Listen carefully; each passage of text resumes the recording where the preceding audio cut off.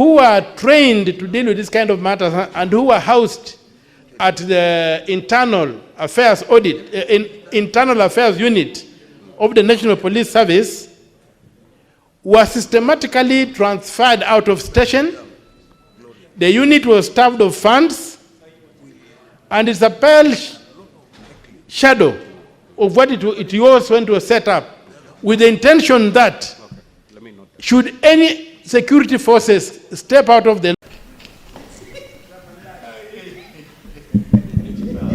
Mr. Speaker, sir, thank you for the opportunity.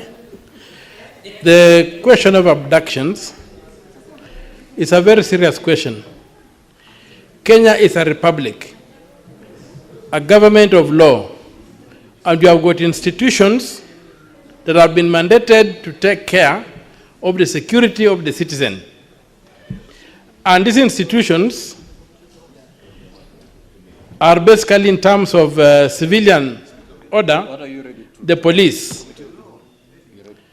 Our streets cannot be an area where people can abduct others, disappear others, run illegitimate detention centers, and then release them, and there are no consequences.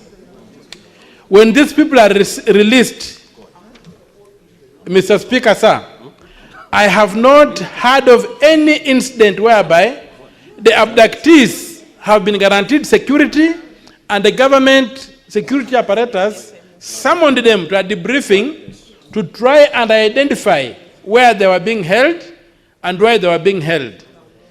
And that points to collusion by the police in the ongoing abductions.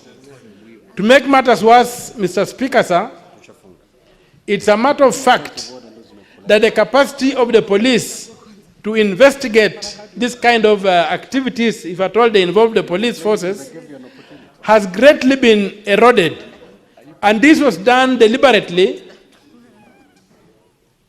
under the last command of Inspector General Koome, whereby officers who are trained to deal with this kind of matters and who are housed at the internal affairs internal affairs unit of the National Police Service were systematically transferred out of station. The unit was starved of funds, and it's a pale shadow of what it was when it was set up, with the intention that should any security forces step out of the law, they would be dealt with by the fellow policemen.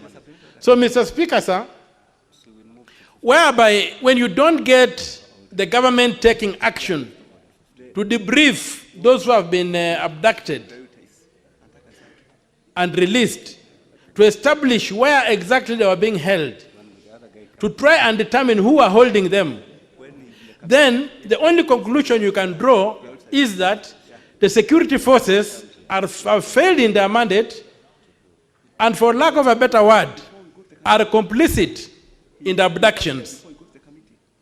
And so, Mr. Speaker, sir, the circumstantial evidence that avails itself to an inquisitive eye is that our abductions are being conducted either by the police or with the full knowledge of the police command. And what is the point of order, Senator Fernandez? This interjection.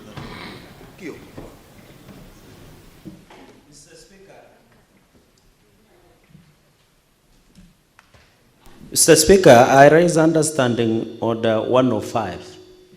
While I agree that the issue of abductions is a very serious issue in the country, you cannot allow Senator Okiya Omatah to get away with what he's saying by saying that the abductions that is happening within the country are either state sanction or police sanction, and talking about defunding a unit. Mr. Speaker, can the senator of Busia table evidence to show that there is complicity or the police are tolerating the abductions that is happening currently in the country, so that we can move forward? If he can table, Mr. Speaker, then we move forward, because he's a litigant. He knows in court you don't carry gossip.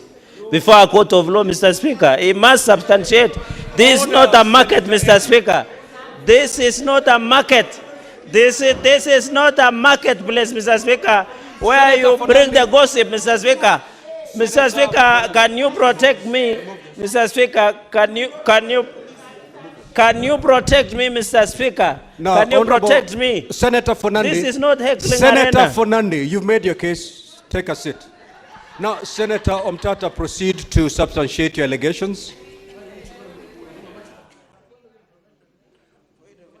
To who? To inform who? Who? Just let Senator Omatah proceed to substantiate.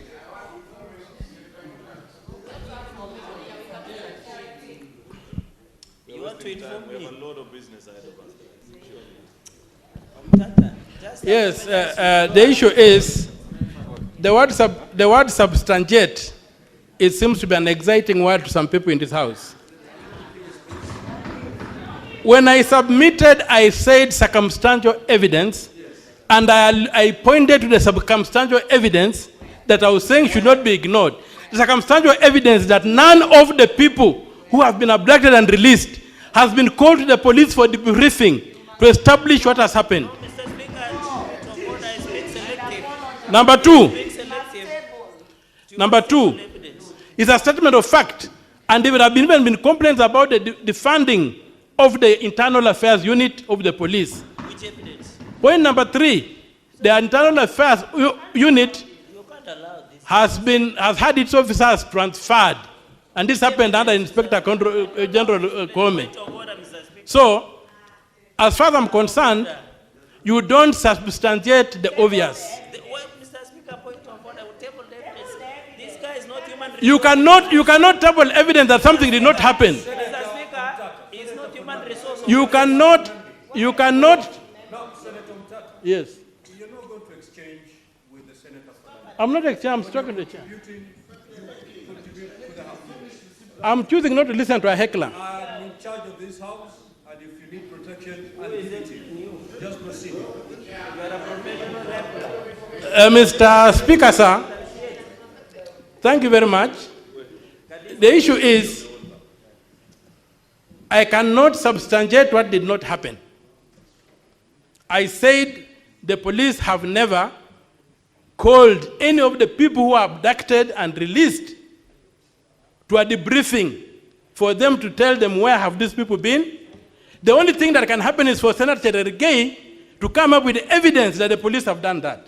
When I say it has never happened, you cannot ask me to substantiate what never happened. No, you are being clever by half. I'm a clever man. Clever by half. Senator Fernandi, I'm cautioning you. So, I have not said anything that requires substantiation. Conclude, Senator Omatah. So, Mr. Speaker, sir, the issues of abductions are very serious matters, and we need, as a house, maybe to have a special sitting where we can summon our security forces, because recently it was reported in the media that the Inspector General of Police said he was not aware of who was abducting people.